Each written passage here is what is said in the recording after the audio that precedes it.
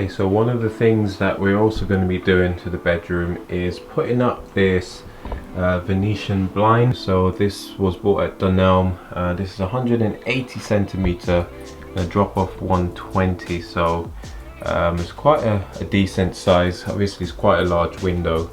I did try to put one of these up in the office and I cut it wrong, and so I had to get rid of that one. In fact, it's still downstairs in the garage, and I ended up buying a cheaper one from the range, and thankfully I was able to get that one right. But the more expensive one from Dunelm, it was in the sale, so it wasn't too bad, around 20-25 pounds. That one was cut short, so I'm hoping to fit this one in our bedroom.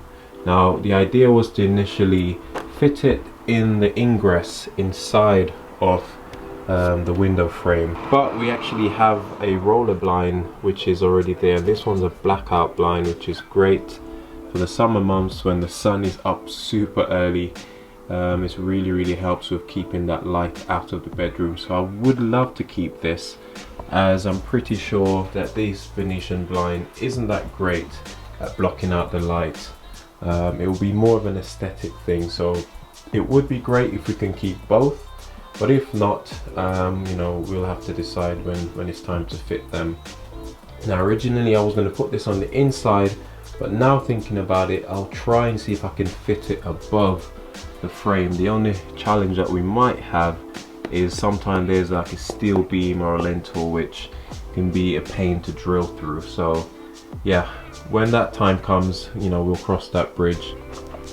So I'll just leave that to the side for now. The next thing for me to do is to try and calculate how many panels we'll need and the width between each one of them, and then get those fitted to the wall.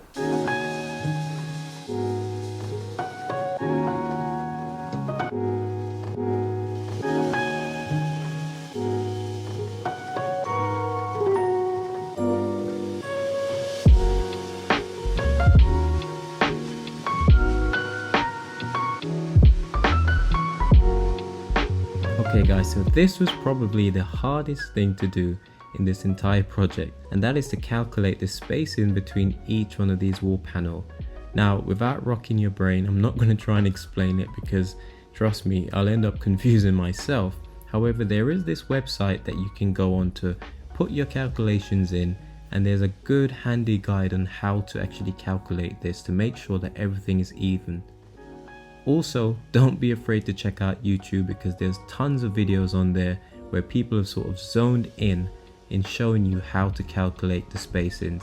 That's what I did. It took me a bit longer than I thought it would to figure it out, but in the end we managed to get it done.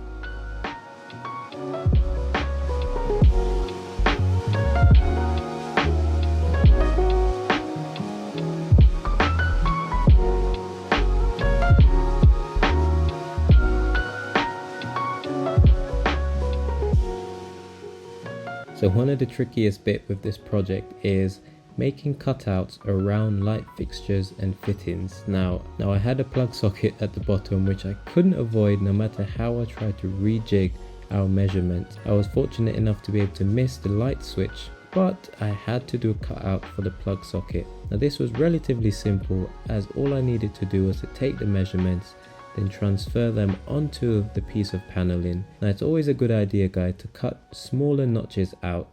Then if it's not quite fitting, then you can remove it bit by bit rather than taking too much all at once. And if you ask me, not a bad job, considering that I am no carpenter.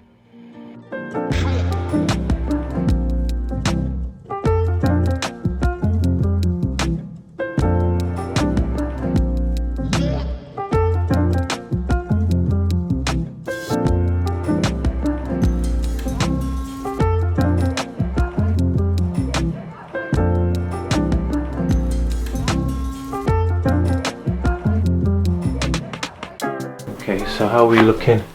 Good. Looks about good? Mm-hmm. Okay, so in a minute I'll get you to ping it.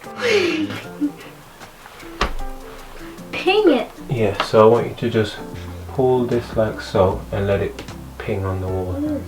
Yeah, pull it towards you and snap it. Yeah, let go. Bring it closer.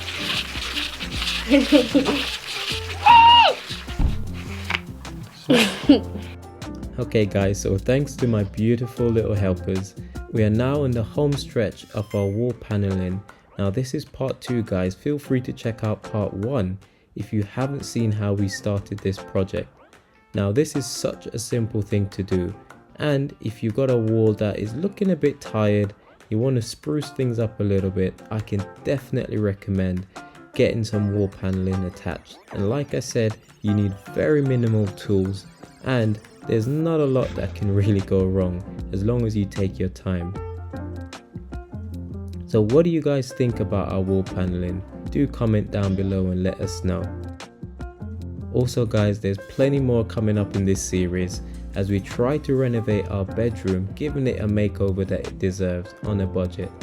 Sapphire and I will try our best to stick well within the £500 budget which we've set. But of course in today's economy, everything is so super expensive. The average cost of renovating a large bedroom like this, including painting, decorating, as well as fixing on a wall panel, not to mention changing 2 wall lights plus a ceiling light. And to top it off guys, putting up a Venetian window blind, not to mention furniture, and the list goes on. This would easily set you back on average over £2,000. And we're trying to do a premium budget makeover with just £500. Okay guys, so what do you think about the project so far? Also, let us know in the comments down below on whether or not you think we'll come in within budget. Bearing in mind things like light fixtures, a new dresser, and a Venetian blind do add up to quite a lot of money. So let us know in the comments down below if you believe that we can make it in on budget. Like I said, keep watching guys, and as always, this is Kenro saying, I'll see you when you see me. Take care.